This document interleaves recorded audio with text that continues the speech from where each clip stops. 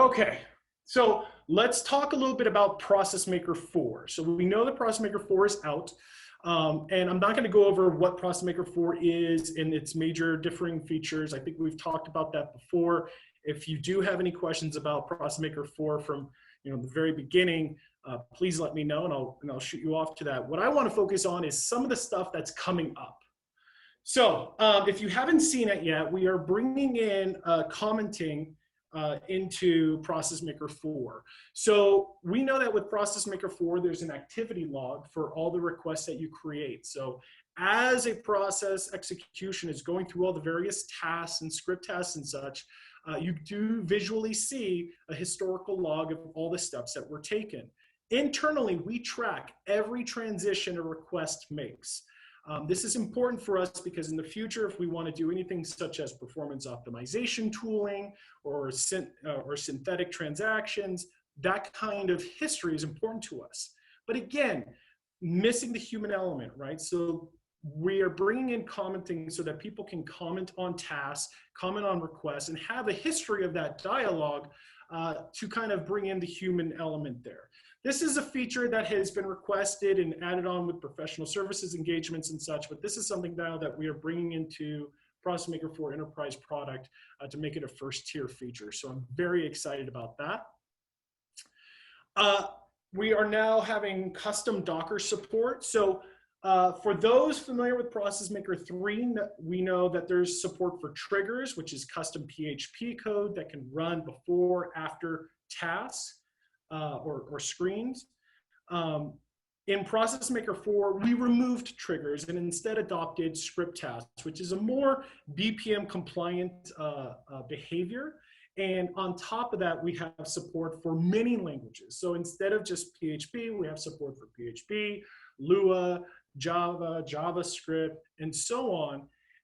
But we also know that customers may want to customize that language behavior, maybe include additional third-party libraries and such. So we give them the support to even building out their own Docker environment with their own language support to customize that language environment, which is pretty interesting. This is, of course, going to be used a lot by our professional services teams and for customers that have their own deep dev technical teams as well. Another feature that has been constantly requested since ProcessMaker 4 has come out is, well, how can we change the look and feel of the UI? So we know that ProcessMaker 4 already has a kind of a personalization area where you can change the color and font choice to kind of fit the color scheme of an organization. But there's also additional requests for, like, can we change the menus? Can we change the labeling? How can we do that? And so dynamic UI is the feature that we're providing, which will allow you to create kind of like these UI sets, which includes custom sidebar navigation, custom top navigation, and labeling, and then assign it to users. So in an organization, you might have an HR group and a sales group, and they would have to use ProcessMaker 4 in completely different ways. So why not build a UI that is custom to each of them?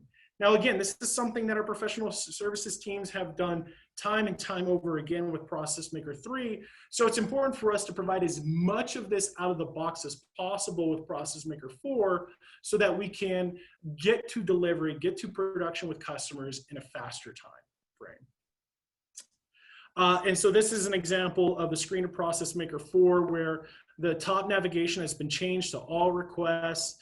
Things like that. And then in the user settings, you can see a section for dynamic UI, which specifies where should they go when they log in, what's their dashboard, and what is the top menu.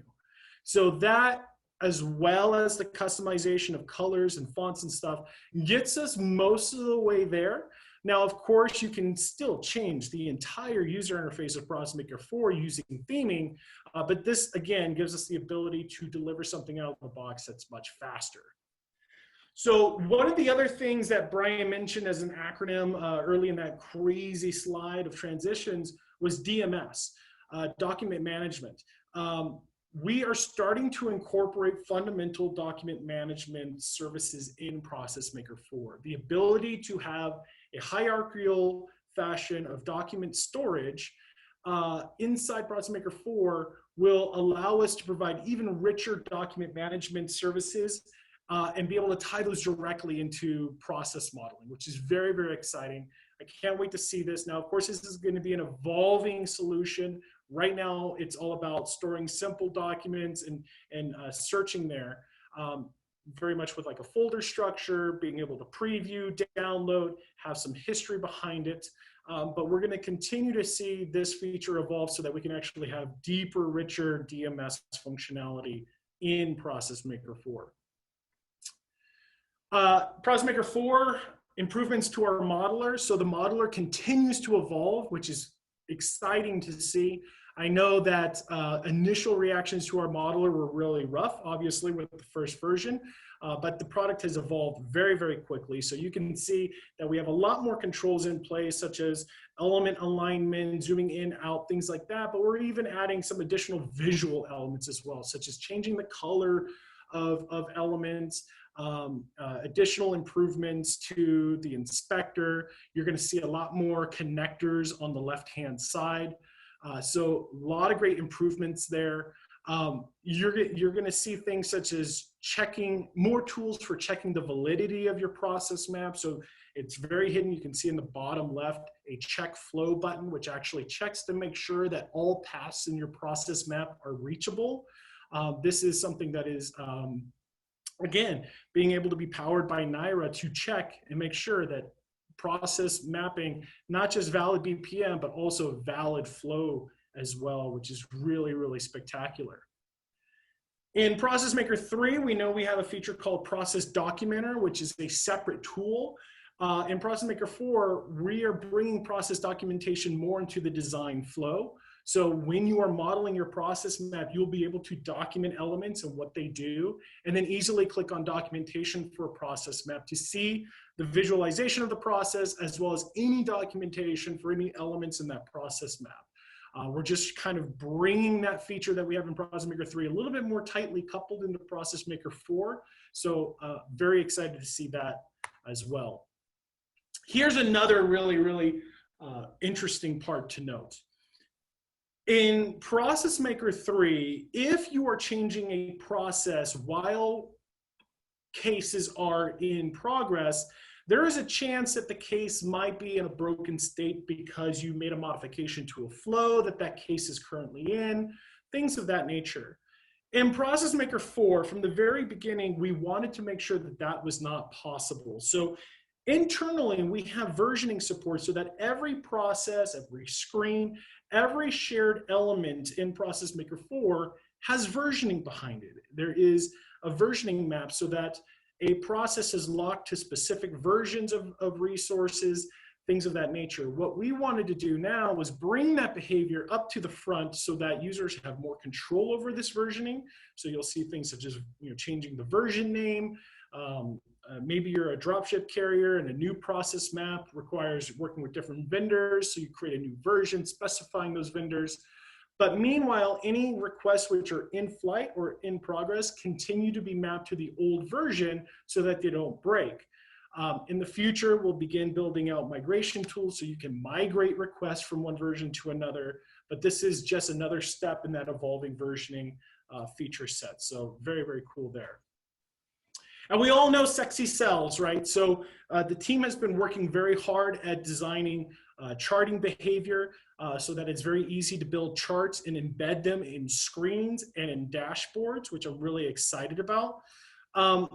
We know that we built a technology in ProcessMaker 4 called Pmql, or ProcessMaker Query Language. It's very much like SQL, and and underneath the covers here, all this charting and stuff is driven by Pmql, which is really fascinating. It allows us to reuse the same technology we use when designing a screen with Pmql. It's the same query language which is used for building out charts. And I'm really, really excited about this. We know that visualizations are a great way to describe information data sets. This stuff is going to be very, very impressive as it continues to evolve.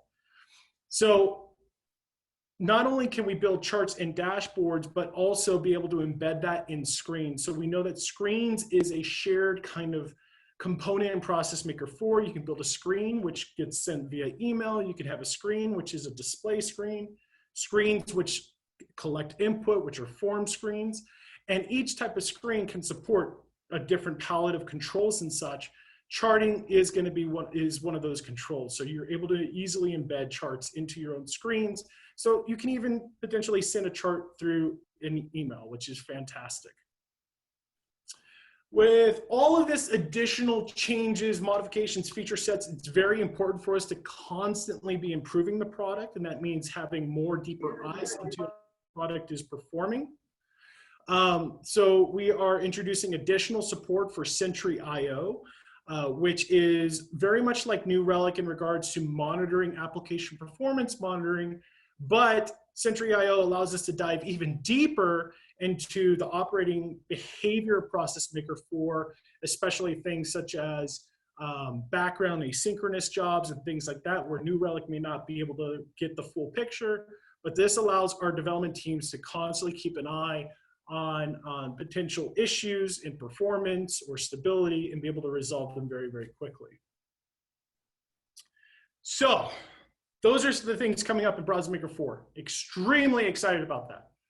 Talking a little bit about cloud ops and infrastructure. We know ProcessMaker 4, we are delivering it as a cloud-only product. We know this is dramatically different from being able to support on-premise installations, but we felt that having a cloud-only kind of direction would allow us to continue to focus on stability, reduce the level of requirements that the product requires so that we can make sure that we have a small set of supported technology that we need to conform to.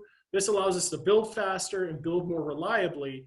And then as organizations are obviously adopting more cloud services, we just fit really nicely into that picture. Customers don't have to manage their own infrastructure.